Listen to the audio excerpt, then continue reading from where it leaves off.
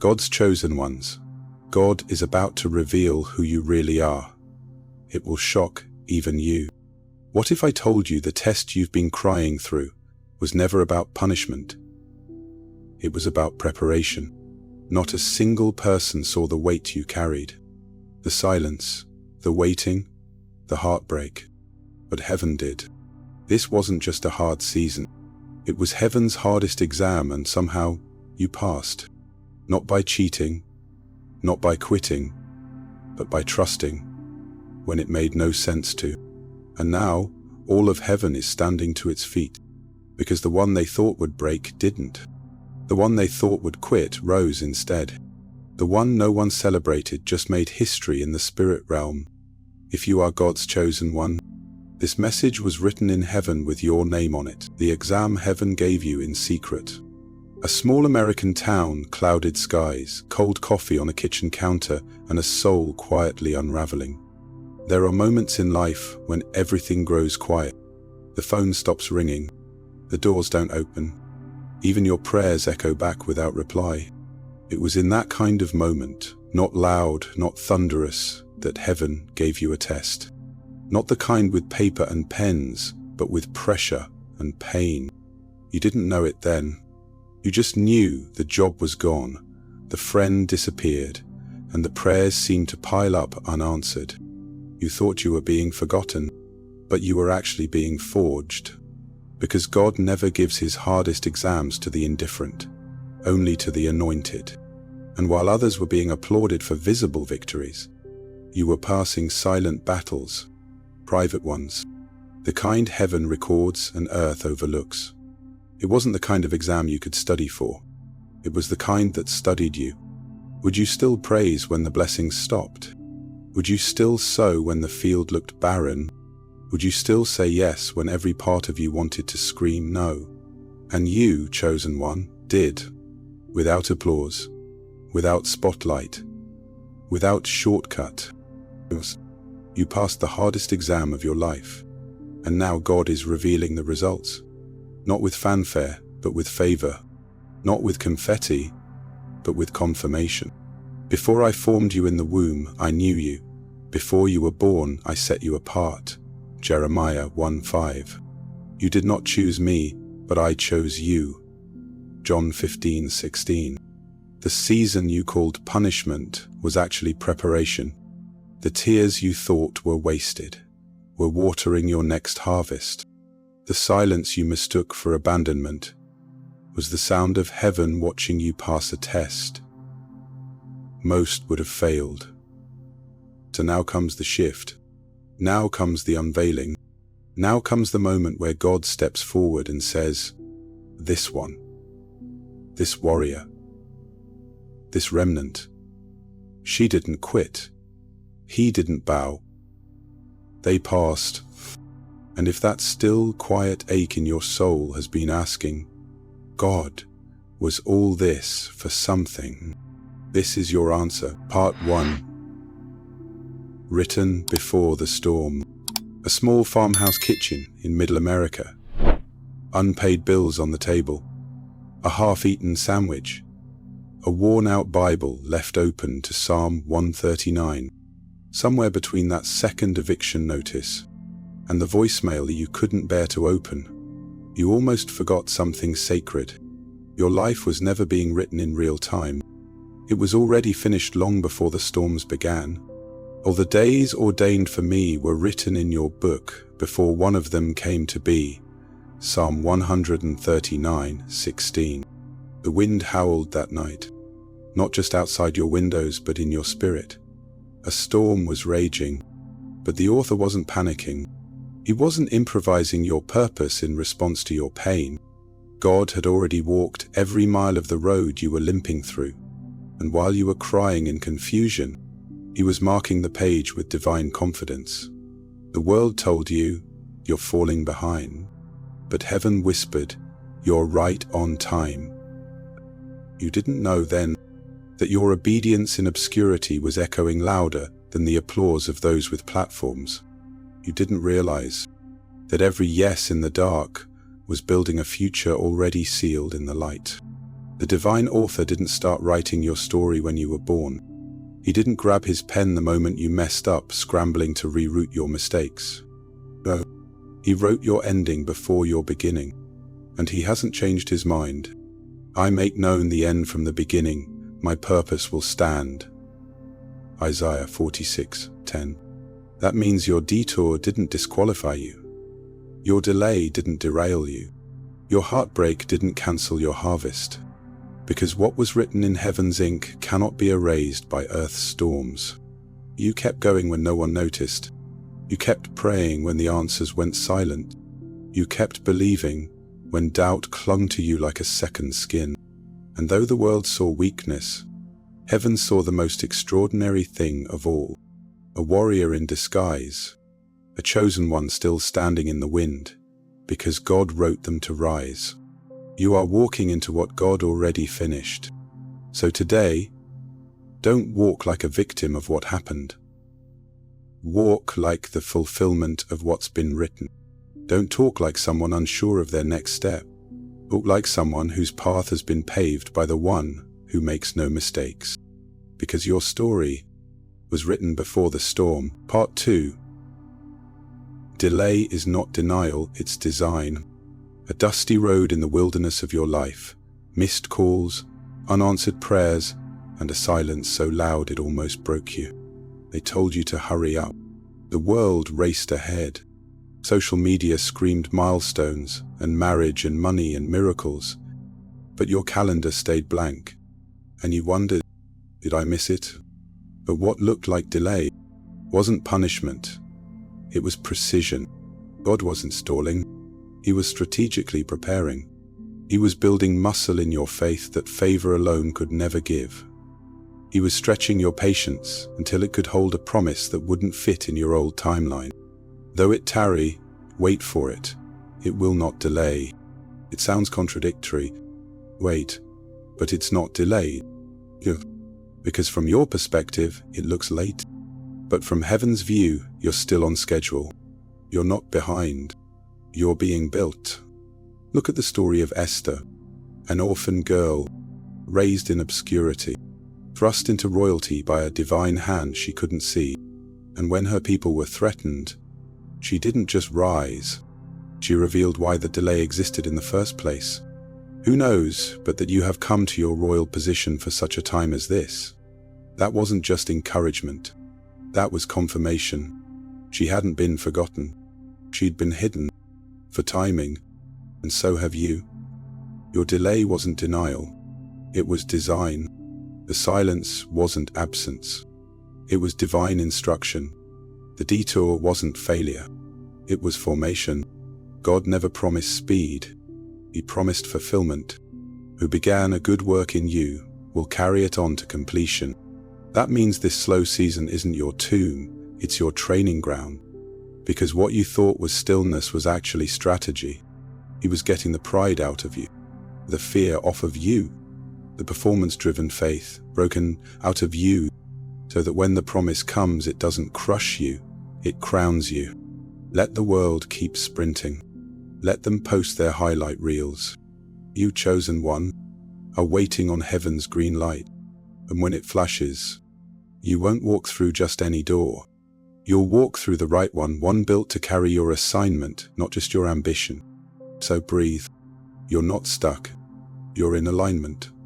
Delay is not a no. It's a not yet, and not yet is still part of yes. This is not punishment. This is preparation. And when heaven is building something eternal in you, it's worth the wait. Part 3. You walked through fire and didn't smell like smoke. Midnight. A church parking lot under a street lamp. You sit in your car gripping the wheel, eyes red from silent weeping. No one sees you, but heaven does. You shouldn't have made it.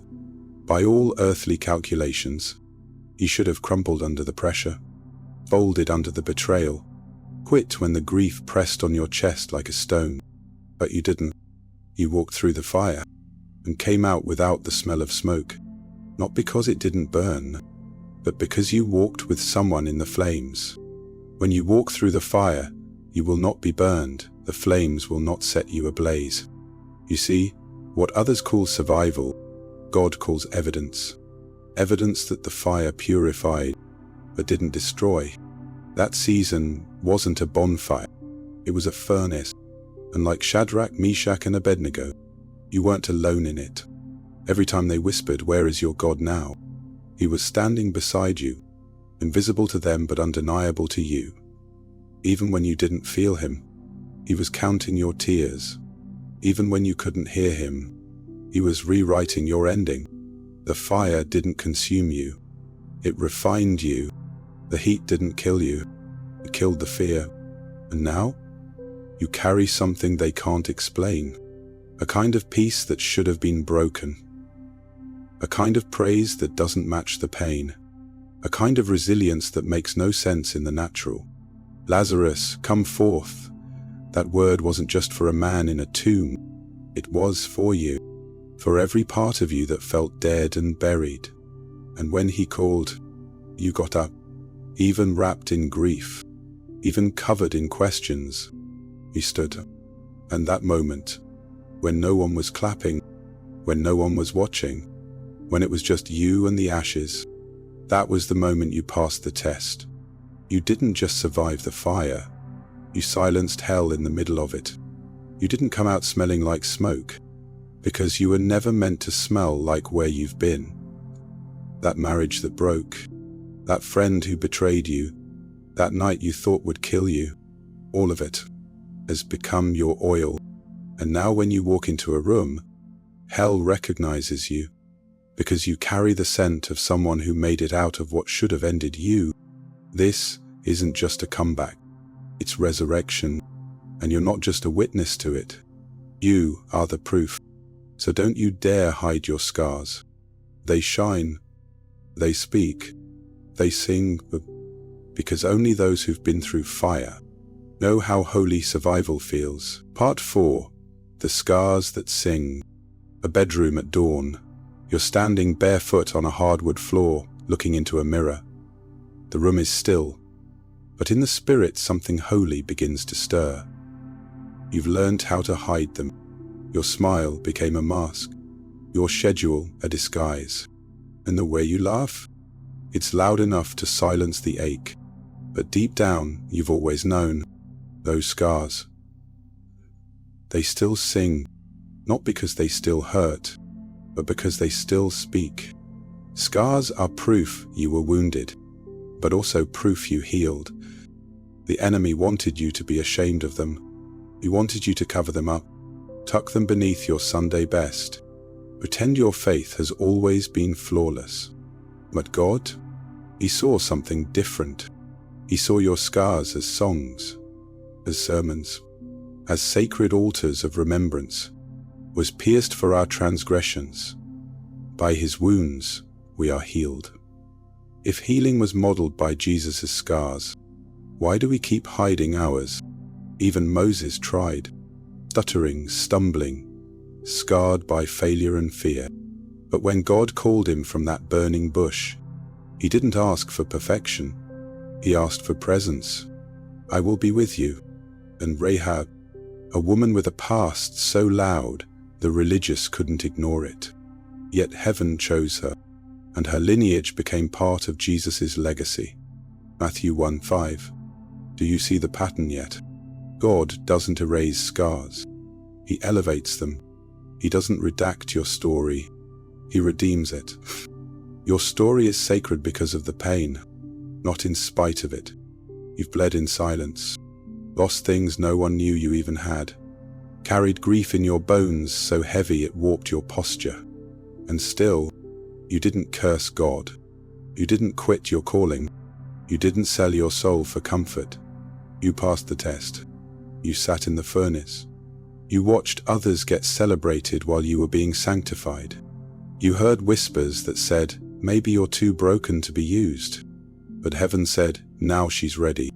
Ready to love without fear, to speak without shame, to lead with scars still visible and still holy. Because when you minister from your wounds, you don't just speak, you bleed truth. And the ones who are still bleeding will find healing in your honesty. So look at those scars, every one. They aren't signs that you were defeated. They're symbols that you survived. And now, they sing the poem. Memoranda there. You're not becoming, you're remembering. They become part of you. Your father, your friend, your brother, your son. A quiet drive through golden fields of wheat, long highway ahead. A single tear slips down as the radio plays a worship song that knows your story too well. You've spent most of your life thinking you were still becoming, still trying to figure out who you are, still waiting for permission to rise, still hoping someone somewhere would recognize you and say, now you're enough. But here's the truth heaven's been waiting to remind you of. You're not becoming, you're remembering. This isn't, it's ancient. Before your first breath, before your first heartbreak, before the first time someone told you, you're too much, or you're not enough, God had already confirmed you. For those God foreknew, He also predestined, called, justified, and glorified. You've spent years searching for something that was never lost. Your identity. It was hidden, yes, but only so it could be revealed in the right season. And this is it. You're not a wandering soul trying to earn your worth. You're a royal heir waking up to your inheritance. The enemy didn't fear your future because of who you'd become. He feared you'd remember who you already are. That's why the warfare started so early. Why rejection came in childhood. Why the heartbreaks hit differently. Why you were called weird. Why you never fit in. Why even now you still feel like a stranger in rooms full of people. It wasn't because you were broken. It's because you were set apart. Before I formed you in the womb, I knew you. Before you were born, I set you apart. The enemy didn't want you to know you were chosen, because once a chosen one remembers, everything shifts. You stop apologizing for the oil on your life. You stop begging for crumbs when you carry keys to the kingdom. You stop dimming your light to make others comfortable with their darkness. You stop shrinking. This isn't about ego. It's about alignment. You've been walking like an orphan, but God has been waiting for you to remember you're a daughter, a son, a royal vessel with divine orders. You are not discovering your identity. You are recovering it. And when you do, the fear has to go. The delay has to break. The false labels have to burn. Till drive forward. Let the past fall off like dead leaves in the rearview mirror, because this is the season where memory becomes movement. You are not becoming, you are remembering. And what you're remembering is this: you were never ordinary. You were always chosen. Part 6. You weren't meant to fit in. You were made to stand out. Flashback to a high school hallway, the loneliness of not being picked, the strange sense of being different.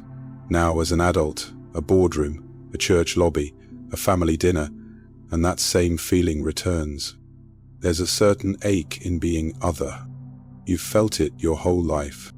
The moments they laughed and you didn't. The rooms you were invited to but never truly welcomed in. The friends who kept you around but never really saw you. You tried to mute your light, to dim your voice, to tuck away your convictions so you wouldn't stand out so sharply. But the more you tried to disappear, the more heaven refused to let you go unnoticed. Because you weren't made to blend in. You were born to stand out. But you are a chosen generation, a royal priesthood, a holy nation, His own special people. You were born with an atmosphere-shifting presence. The kind of light that makes compromise uncomfortable. The kind of faith that exposes falsehood. The kind of anointing that makes demons nervous before you even speak. Of course they didn't accept you. Of course you felt strange. You're not of this world. You were sent into it. Just like Daniel, exiled to Babylon, trained in a system that wasn't his, surrounded by people who bowed to culture. But he prayed when it was illegal. He stood when everyone else knelt. And heaven backed him. He didn't blend. He stood. And when he did, God shut the mouths of lions. You've been trying to figure out why your life has felt out of rhythm, why you don't laugh at what others do, why you feel convicted when others feel casual, why your soul grieves over things others celebrate. It's not because you're broken, it's because you're marked. Marked to carry a standard of grace and truth that doesn't just go along, it calls things higher. Marked to disturb darkness, not entertain it. The enemies tried to convince you that your difference is a defect, but God calls it destiny. You're peculiar on purpose. You weren't called to fit in with what's popular. You were set apart to represent what's pure. You don't carry culture. You carry kingdom. And yes, it costs you, but it keeps you too. Because the more you try to fit in, the more drained your spirit becomes. You weren't wired for conformity. You were crafted for confrontation, not of people, but of darkness. So stop apologizing for your discernment. Stop muting your gifts to stay palatable. Stop shrinking in rooms God sent you to shift. You're not too much. You're just too kingdom for shallow spaces. You weren't meant to fit in. You were made to stand out. Part 7. Obedience unlocks what faith only dreams of. A doorway, literal or symbolic. One foot inside, comfort. The other on the edge of calling. A God-whispered instruction hangs in the air. You've believed God for a long time. You've fasted. You've prayed. You've declared the promises and whispered amen through tears. But now, heaven is asking something else. Not just belief, not just hope, obedience. Because while faith dreams, obedience delivers. By faith, Abraham obeyed and went, even though he did not know where he was going. But God didn't give him a map. He gave him a command. No details, no confirmation. Just a holy nudge into the unknown. And maybe that's where you are right now, at the edge of a new thing. Terrified to move, terrified to stay still. But hear this, you're not waiting on a new word. You're waiting on the courage to obey the one you already received. Faith feels good. Obedience? It costs something. Ask Peter. He didn't get firm water until his foot moved. The miracle wasn't waiting in the boat. It was released the moment he stepped. Come, Jesus said. Then Peter got down out of the boat, walked on the water. The water didn't part before Israel moved. They had to step in first. Then God moved. We keep waiting for the waves to settle, for the fear to go away, for someone to validate what God already confirmed. Light a chosen one. Your next miracle is not waiting on heaven. It's waiting on your motion. Obedience is what turns prophecy into manifestation. The enemy doesn't fear your dreams. He fears your follow-through. He fears the version of you that acts. When it's risky, when it's costly, when it doesn't make sense, when it's radical, when it's fast. Because that version of you, that's the one hell can't stop. That's the one who breaks chains. That's the one who moves mountains. That's the one who starts businesses, ministries, movements, with nothing but a yes. If you are willing and obedient, you shall eat the good of the land. Willingness is not enough. God is looking for movement. You've circled this mountain long enough. You've prayed about it, cried over it, journaled it, fasted for it. Now it's time to walk it. Don't wait for confirmation. You are the confirmation. Don't wait until you feel ready. But when you move, doors will swing open, favor will flow, provision will find you. Because you don't need a plan. You need a yes. Obedience unlocks what faith only dreams of. And the step you're most afraid to take might be the one that splits the sea. Part 8. You were never meant to survive, but to overflow. A small kitchen table cluttered with unpaid bills, a half-empty jar of oil, and your weary hands gripping a calculator. The power's out, but something divine is about to turn on. You've learned how to make it stretch. Your faith, in your hope, your joy, even your last dollar. You've become fluent in survival, doing what you had to, very giving while empty, smiling with a soul that hadn't seen sun in months. But can I tell you something dangerous to darkness? You were never meant to survive. You were created to overflow. My cup overflows. The enemy wanted you to believe your life would always be about just enough, and just enough energy to get through the day, just enough peace to keep from breaking, just enough faith to stay afloat. But God's plan for you has never been survival, it's been abundance. I have come that they may have life, and have it more abundantly. Think of the widow in 2 Kings 4. All she had left was a little oil, and a lot of debt. She thought her life was over, but God didn't ask for what she didn't have. He asked for what she still did. Just a little, just a jar, just a yes. Go, borrow vessels, and pour it out. And as she obeyed, the oil flowed, not in response to her lack, but to her obedience. Here's the part we forget. The oil didn't stop because God ran out. It stopped when she ran out of room. You're not running out. You're being filled. This season isn't draining you. It's preparing you. God is enlarging your vessel, stretching your trust, making space for the overflow. Because what's coming won't be just for you. It'll bless your children, heal your family, pay off the debt of generations, fuel the vision that's been sitting in your journal too long. You thought the just enough season was permanent, but it was only preparation. Now the oil is about to move. The flow is about to start, not because you earned it, but because you stayed when others left, because you believed when logic laughed, because you obeyed with what little you had. And that obedience? It's about to fill every vessel in your house. So don't just pray for provision, prepare for overflow. God isn't sending enough to survive. He's sending enough to spill over, to overflow into rooms you haven't entered, to bless people you haven't met, to heal wounds you didn't cause, to pour when others are dry. Because, chosen one, you weren't meant to survive. You were born to overflow. Part 9. The final test wasn't what you lost, it was if you'd still trust. A cemetery at dawn.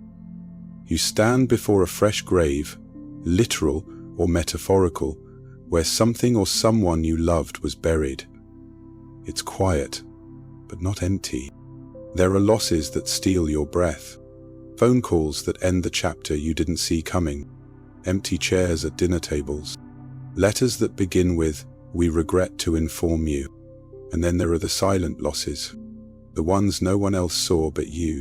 The future you prayed for that never came, the dream that slipped between your fingers, a version of yourself you had to bury to stay alive. We mourn people, but we also mourn potential. And maybe that's where you are, standing at the grave of almost. But listen closely, the test wasn't in the loss. The test was in the trust. Though he slay me, yet will I trust him. God already knew you could praise when things were good, but heaven needed to see. Would you still believe when the blessing died? Or would you still trust the promise keeper, even when the promise looked like it bled out? The hardest exam you've ever taken wasn't written in words, was written in tears. And your final answer, you stayed. You didn't run. You didn't curse him. You didn't hand your faith back in for something more convenient. You may have questioned. You may have screamed. But you stayed. And when heaven saw that, it recorded the moment. Then the Lord said to Satan, "Have you considered my servant Job? There's something powerful about a person who loses what they love and still chooses God."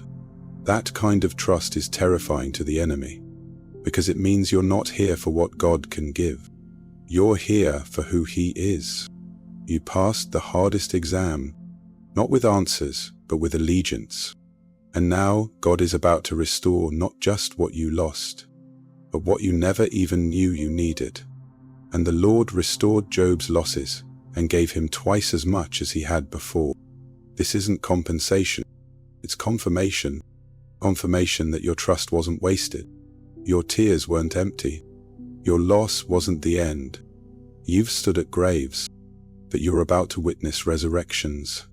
And the reward? It won't just be things. It'll be peace in your bones, joy in your mourning, fire in your eyes, and the kind of faith that cannot be shaken again. The final test wasn't what you lost. It was whether you'd still trust. And you did. Part 10. Now that you know who you are, walk like it. A new sunrise golden light spills across a quiet street as you lace your shoes. You're no longer running from your past. You're walking in purpose. You've made it through the fire. You've sat with grief. You've stood in the silence. You've passed the hardest exam, the one no one else saw. But now that you know who you are, you can't walk like you do. Heaven has confirmed it. Hell has tried to stop it. Your scars have testified to it. So, it's time to stop walking like a question mark and start walking like a fulfilled prophecy. Those he predestined, he also called. Those he called, he also justified. Those he justified, he also glorified. Glorified, not someday. Aaron done. In God's eyes, you're not being worked on. You're being revealed. You're not figuring it out. You're finally stepping into what was already finished. This is your hour to walk like it. Walk like someone who knows God has already gone before them. Walk like someone who carries the authority of heaven. Walk like someone whose very existence is an answer to someone else's prayer. You don't have to apologize for the oil on your life anymore. You don't have to explain your fire. You don't have to beg to be accepted in rooms that weren't built for your calling.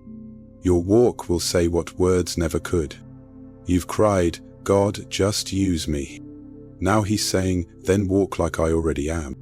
That means, walk into that hospital and lay hands without fear. Walk into that meeting with confidence even if you're underqualified.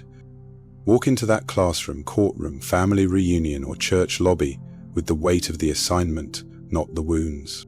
Because from this moment on, your steps are no longer random. They're righteous.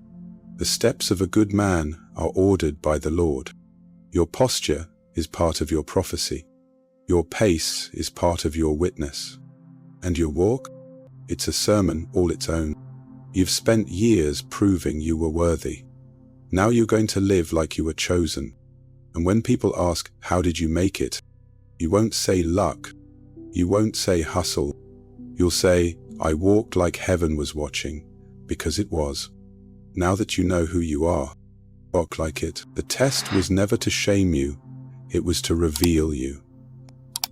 The enemy thought you were being punished, but now we know you were being proven, tested in silence, refined in obscurity. And when no one else clapped for you, heaven stood and applauded. You didn't just survive the season, you passed the hardest exam God ever gave. Not with perfection, not with performance, but with obedience in the middle of the fire. This test was never about your strength. It was about your surrender. And now it's time to step forward. Because what you've lived through wasn't wasted. It was woven into something eternal. Your battle becomes someone else's breakthrough. Your scars become someone else's survival guide. Your yes becomes someone else's freedom. They overcame by the blood of the Lamb and the word of their testimony. This is your testimony, that God kept you, that you didn't quit, that even when it looked like it was over, something inside you refused to let go. Let today be the day you stop waiting to be celebrated and start living like heaven already confirmed you. Let it be the line in the sand where insecurity ends and identity begins. Let it be the moment you stop just listening to God and start walking like you believe Him, because you're not at the end, you're at the beginning. This is your launch, your shift, your turning point. And if this word pierced something deep in you, if it confirmed what you've cried about, prayed for, and warred through, then let heaven hear your roar. If this message confirmed what you lived through, type in the comments, I passed without cheating. If you're still in the fire but holding on anyway, declare it boldly. I say yes, fully, freely, and faithfully. If you believe this story is more than content, it's a calling, then share it with one person who needs to know. Heaven saw them. Heaven hasn't forgotten. Heaven took note. And if you feel led to support this ministry of healing and truth, let your giving be an act of faith, not obligation. A small seed, a sacred yes, a gift of love. Comment, share, stay, because your obedience to this word might just become someone else's miracle.